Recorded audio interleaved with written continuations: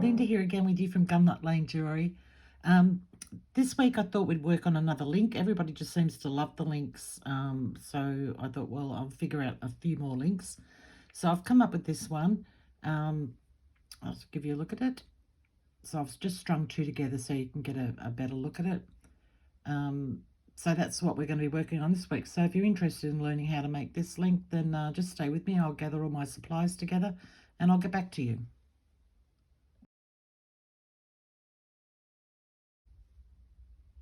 Okay, let's get started. So I've got my 22 gauge wire here. I've cut off a piece that measures 48 centimeters, which is just a little bit shy of 19 inches. So it doesn't really matter, just as long as you've got a decent length of wire. You just decide yourself how much you need. You'll see what I mean when we're wrapping. So just work it out.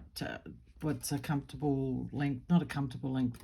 What you want as your, how wide you want your keep going, Linda, how wide you want your link to be, and you'll see what I mean by that when we get going. So I'm using the smallest mandrel here, and I'm just going to wrap that wire around. We're going around twice.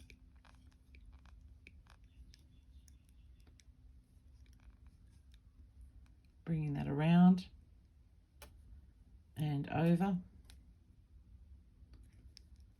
Taking it off the mandrel, grabbing a pair of pliers to hold on to the end, and we're going to wrap that around a couple of times.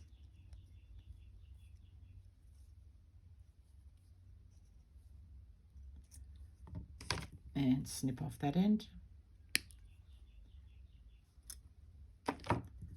And just tap it down. You don't have to be too worried about that there, because it's going to be covered up with wire anyway. And don't worry if your loop's off center, we'd fix that up as we go along as well. Now, I like to make my link here 3 centimeters. So I'll just grab my tape measure, and I'm measuring it from the bottom of the loop there, so 3 centimeters, which is 1 2/8 of an inch. I'm just going to hold that point there with my finger and grab my 6-step mandrel again and coming in. And you don't have to be exact, so don't worry if it moves a little bit. You know, it's not an exact science with this organic freeform wire wrapping. So we're just going to do another 2 loops on this end.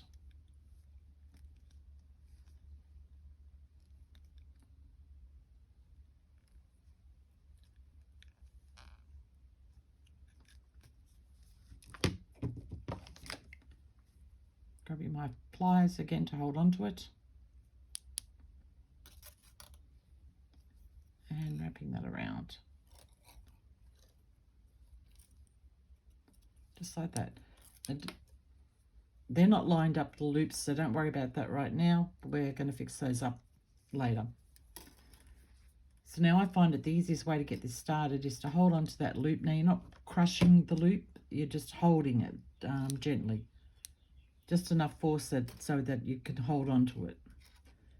And we're going to start wrapping. And why I'm doing this is because I find it very hard to hold on with your fingers. If you can hold it with your fingers, by all means, go ahead and do that. So we're just going to wrap that around, and you can move down with your pliers. Wrap that around, move down.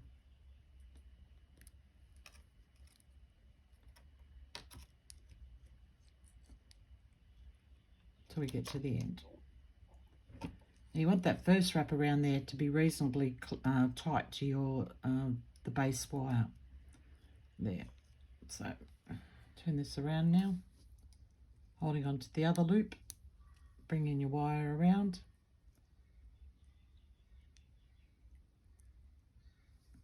Getting it started, moving down a little bit.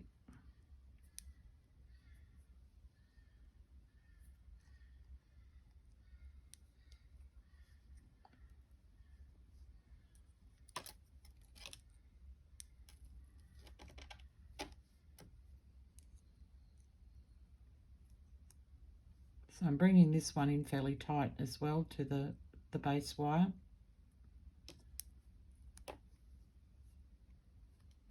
And wrap around, change ends,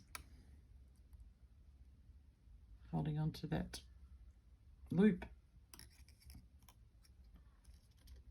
And see how mine's getting bent here? Don't worry about that. That can all be fixed up. It's only 22 gauge wire, so it's a lot softer than, you know, your thicker gauges. So obviously it's going to bend.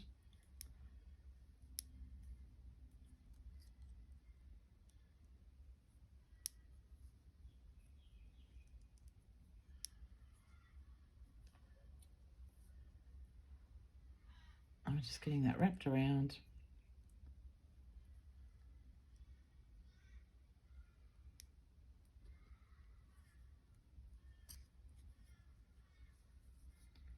Swapping ends again.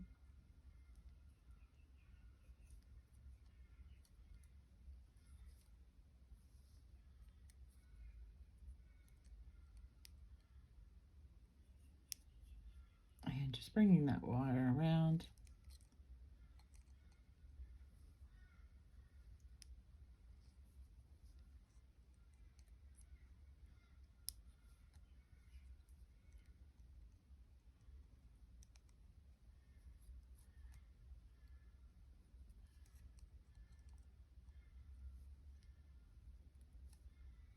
Okay, and that's enough for me. So I've got a little bit of wire left over, but my wire never goes astray. I always find somewhere to use it. So I'm just tucking that around, wrapping that around the end of the loop there, bringing it around in my cutters.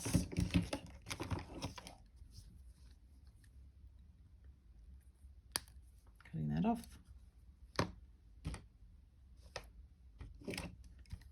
Bringing in my bent nose pliers. I always find my bent nose pliers a better tool to use to tuck ends in for some reason. It just works better for me.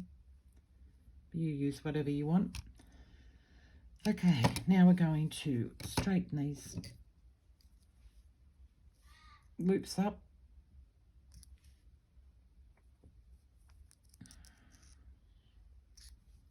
Just aligning them like that. It's still a little bit out of whack. You can straighten it with your fingers. It's still very pliable at this stage.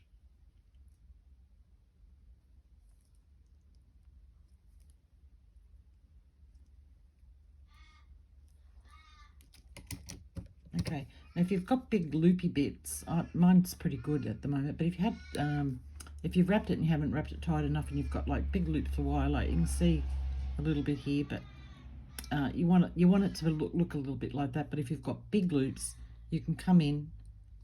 I should have wrapped mine a bit looser to show you, but you can come in and just you know, bend those in with your pliers, just so that they're not sticking out and looking what's the word I want to use, out of place, I suppose, is the only thing I can think of now. Like, you don't want it to look like a great big mess. I don't know how to explain it. Oh, listen to those crows outside. Okay, so once you've got it looking reasonably elongated, looking messy but not over messy is probably the word I'm trying to find here.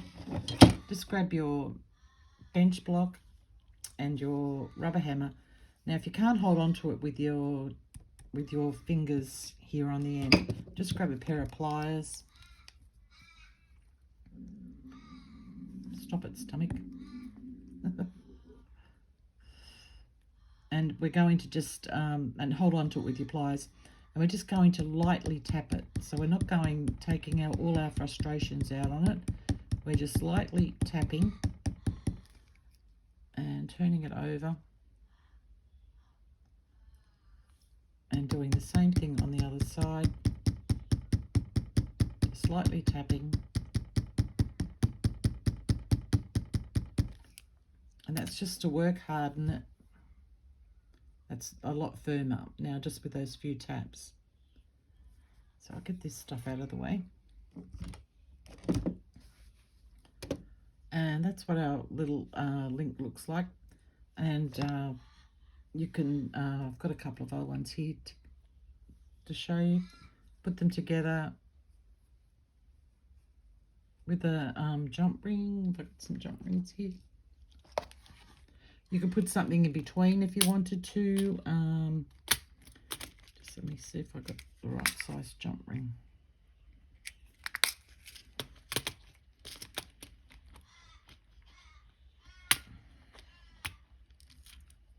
These ones might do. I've got them mixed up here. I don't know how that happened. Depending on what you want to do. Hopefully that size will do me.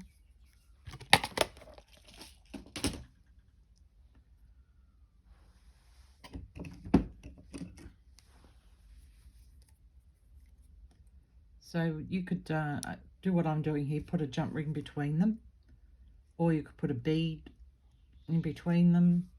You could put another sort of chain in between, like you could do that one there. You could do, let me see here, pop him through there. Put that one on, put a smaller one. Yep, come here.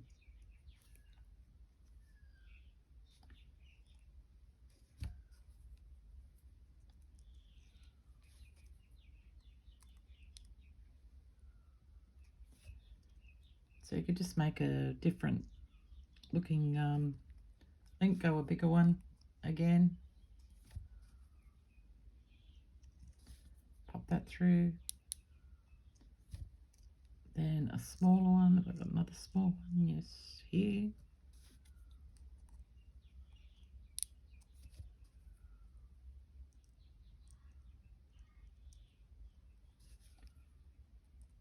So you can make this chain as long as you want. Just, you know, make your own design up as you're going along. A bigger one, which size did I use there? Yeah, you.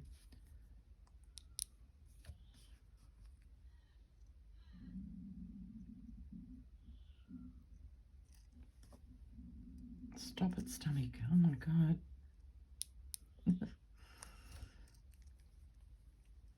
So, you know, I would go longer than what I've done there, but I'm going to run out of the right size jump rings here. Yeah, so just put it together whichever way you want. As I said, with beads in between, whatever. And once this is patinaed and cleaned up and polished, it looks beautiful in a necklace. I've got one to show you. I'll get that and I'll get right back with you. Okay, I'm back with you. So this is the chain that I made using the link that I showed you today. So that's the link that's been oxidized and cleaned up and polished on this chain here. I'll lay that down there so you can get that effect. Yeah, so that's the chain, and it's to go with this pendant here, which would sit there. This hasn't been cleaned up or polished or anything yet. So that's that. And I also wanted to show you another thing that you could do with the link that I showed you today. I turned them into some earrings. So these are very long, but they're very light. These earrings here. So I turned the link into those. And this is another pair here. This is a shorter pair. The longer ones are all the go at the moment. Apparently, they're all on trend. So these are still quite long, but they're not obviously as long as this one. But these ones, obviously, you could make this shorter. I just wanted, my vision for this was, because of this shape here, I wanted to invert it going that way with this link down the bottom here. Yeah, so I'll bring it up so you can see a little bit closer. That's that. there was something else I wanted to say about these, but I can't think what it was now. And then this is another version. These are on the straight pin, and these are with the chain. Now, this is a handmade chain. I didn't buy a chain. Of course, you could use a bought chain. Totally up to you, but they've just got the little leaf motif there with the, what's that called? Oh, it's gone out of my head now. These ones I know are the magnesite. What's that one called? Oh, goodness. If you know what it's called, let me know down the bottom of the comments. Just it's gone out of my head. I cannot think about it. But anyway, if you'd like to learn to make these earrings, then please leave me a comment down below in the comment section, and I'll do a tutorial for those earrings. But it has to be more than like one person. So if you're really interested in learning them, and I'll see if I can come up with a couple of different variations before I put that video out. Okay, well, I think that's all for me for this week. Can't think of anything I wanted to say. Just obviously, please give me a like. As I said, it helps the algorithm, gets my videos out there to more people to be able to, learn and share and whatever.